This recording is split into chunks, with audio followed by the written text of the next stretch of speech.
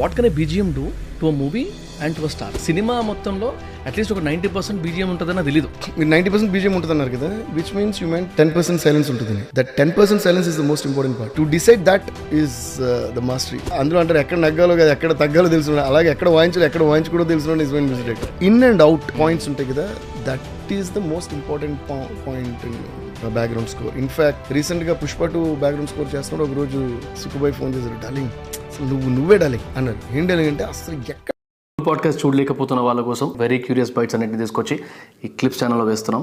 Do subscribe రా talks clips. అది sir, ఇందాక మీరు మాట్లాడుతున్నప్పుడు బీజిఎమ్స్ గురించి ఒక టాపిక్ వచ్చింది కదా. అంటే నేను కొంచెం నాకు మ్యూజిక్ మీద పర్సనల్ ఇంట్రెస్ట్ అండ్ డెఫినెట్లీ మిమ్మల్ని చాలా అడ్మైర్ చేస్తాను నేను. అందుకే ఇన్ఫ్యాక్ట్ మ్యూజిక్ డైరెక్టర్స్లో కానీ కంపోజర్స్లో కానీ వేరే ఆప్షన్స్ కానీ అవి వచ్చినా కూడా నేను ఆపుకున్నా. మీ టైం కోసం వెయిట్ చేసి ఇప్పుడు వచ్చి కూర్చున్నాను కాబట్టి స్టోరీస్ అన్ని లాగుతున్నా బయటికి. సో అంటే it's like almost like stories కంబైన్డ్గా అంటే ఆ కంపైల్ చేసుకుంటూ మధ్యలో కొన్ని ఎక్స్పీరియన్సెస్, కొన్ని ఇన్పుట్స్ లాంటివి తీసుకెళ్తా. సో ఇందులో నాకు ఒక చిన్న డౌట్, ఇందాక బీజిఎం డౌట్ అంటే I wanted to understand.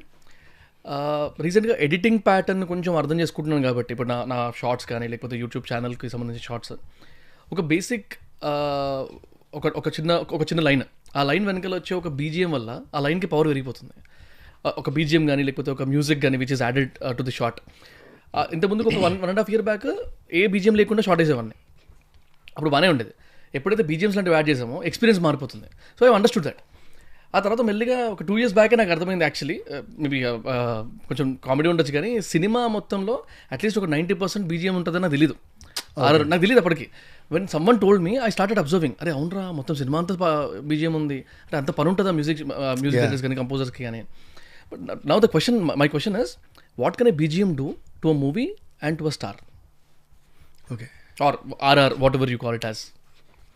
To a movie అనేది it's a better question. Yeah please. And yeah of course ఇందులో మీరు అడిగిన దాంట్లో ఇంకొక ఇంట్రెస్టింగ్, మీకు తెలియకుండా మీ క్వశ్చన్లో 2 questions అడిగారు మీరు. Okay okay, but I'll answer to the unasked question first. మీరు 90% బీజిఎం ఉంటుందన్నారు కదా, which means you mean 10% silence ఉంటుందని. That 10% silence is the most important part. To decide that is the mastery of. So ఎక్కడ అందులో అంటారు ఎక్కడ నగ్గాలో కదా, ఎక్కడ తగ్గాలో తెలుసు, అలాగే ఎక్కడ వాయించాలో ఎక్కడ వాయించకూడదో తెలుసు. Is when music director. So ఎందుకంటే ఎక్కడ వాయించకూడదో అక్కడ కూడా వాయించామంటే మన టాలెంట్ ప్రూవ్ చేసుకోవాలన్న ఎర్జెన్సీ మనలో ఉన్నట్టు, మనలో ఉన్నట్టు. బట్ ఇక్కడ అవసరం లేదు, నువ్వు వదిలేయటంలోనే ఆ సినిమాకి ఏం కావాలో అది చేస్తున్నట్టు. You understand? So I always say a technician or an artist, a real artist will prosper when he does what is required than doing what he wants to do. Right. అర్థమైంది నేను చెప్పింది.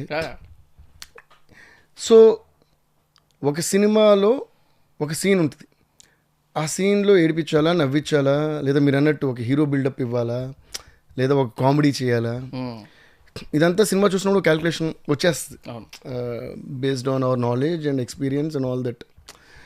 బట్ నెక్స్ట్ రాబోయే scene ఒక్కసారి జనానికి షాకింగ్గా ఉండాలనో, లేదా ఒక్కసారి blast of emotion ఉందో ఏదన్నా ఆ సీన్ చూసినప్పుడు ఎంతవరకు సైలెన్స్ వదిలి ఎక్కడ మ్యూజిక్ స్టార్ట్ చేయాలి అనేది, that in and out points ఉంటాయి కదా, that is the most important point in background score. In fact రీసెంట్గా పుష్ప 2 బ్యాక్గ్రౌండ్ స్కోర్ చేస్తున్నాడు. ఒక రోజు సుక్కుబాయ్ ఫోన్ చేశారు, డార్లింగ్ అసలు నువ్వే డార్లింగ్ అన్నారు. ఏం డార్లింగ్ అంటే అసలు ఎక్కడ స్టార్ట్ చేయాలి ఎక్కడ ఏం చేయాలి నీలాగా ఎప్పటికీ తెలీదు అన్నారు. That I got goose bumps when he said that. అలాగే 2 fights ఉంటాయి కదా, జాతర సీక్వెన్స్లో ఒక ఫైట్, దాని తర్వాత ఎండ్లో చేతులు కాళ్ళు కట్టేసిన ఫైట్, అది విని బన్నీ అండ్ సుక్కుబాయ్ ఇద్దరు గూస్ బంప్స్ వచ్చేసింది కేకలు ఇద్దరు. So that is what is background score. అప్పుడు ఎప్పుడు కూడా బిల్డప్ ఇచ్చే ముందు కొంచెం సైలెన్స్ వదులుతాం. అది మళ్ళీ అందుకని ప్రతిసారి సైలెన్స్ వస్తే బాగుంది, మళ్ళీ వీ షుడ్ నో ఎక్కడని. సో యా, అండ్ డెఫినెట్గా మూవీని రీడిఫైన్ చేస్తుంది. ఏ కైండ్ ఆఫ్ మూవీనైనా సరే బ్యాక్గ్రౌండ్ స్కోర్ డిఫైన్ చేస్తుంది. కావాలంటే స్పాయిల్ కూడా చేయొచ్చు. And hero or buildup or star image అంటారా సార్, లైక్ మీరు చూస్తే అలాగే ఇప్పటి నుంచో చాలా ఎగ్జాంపుల్స్ ఉన్నాయి. ఓకే, ఏం లేదంటే ఒక సీన్కి దానికి సరిపడా మ్యూజిక్, దాన్ని ఎలివేట్ చేసే మ్యూజిక్ వాయిస్తే ఆ పవరే వేరు. రైట్. ఓకే, దానికి ఆపోజిట్గా వాయించేదంటే సీనే మారిపోద్ది. So background score and of course అలా ప్రూవ్ చేసింది బ్యాక్గ్రౌండ్ స్కోర్కే మొకటం లేని మహారాజ్ అంటే ఇళయరాజా గారు. సో ఆయన సైలెన్స్ ఎక్కడ వదలాలని చెప్పకుండా చెప్పింది, నేర్పకుండా నేర్పింది ఇళయరాజా గారు. For example I will give you an classic example of Ilaiyaraaja sir's background score from Nayakudu music, Nayakudu movie నుంచి. అందులో వాళ్ళ అమ్మాయి వచ్చి అడుగుతుంది, నువ్వు ఎప్పుడు ఆపుతావు ఇవన్నీ అంటే, నీ ఇది చేశారే వాళ్ళని ఆపమను, నేను ఆపుతా, అది చేశారు వాళ్ళని ఆపమను అని. ఏ పాపం ఇది ఇది తిరిగి మీ అమ్మని చంపారే అని పాజ్ ఇస్తే తుత్తూరు తూరు అక్కడ స్టార్ట్ అవుద్ది. అంతసేపు గ్యాప్ తర్వాత அவங்கள நிறுத்த சொல்லு நான் நிறுத்துறேன் తరార ఇప్పుడే గూస్బంప్స్ వస్తున్నాయి. So that's how we learned. So అందుకని అది ఇమీడియట్గా ఆ విషయం కూడా ఎందుకు చెప్పేసానంటే, సైలెన్స్ వదలడం ఎక్స్ట్రానిక్ బ్యాక్గ్రౌండ్ అదేదో నా గొప్పతనం అనుకుంటారు మళ్ళీ. ఇళయరాజా గారి దగ్గర నుంచి నేర్చుకున్నాం. Yeah, but of course then మన మూవీని మనం ఎలా చేయాలనేది మన స్టైల్లో మనం చేస్తూ, in point and out point is the most important point in background score. First first and most important is in point. ఎక్కడ స్టార్ట్ చేయాలి, ఎక్కడ ఎండ్ చేయాలి.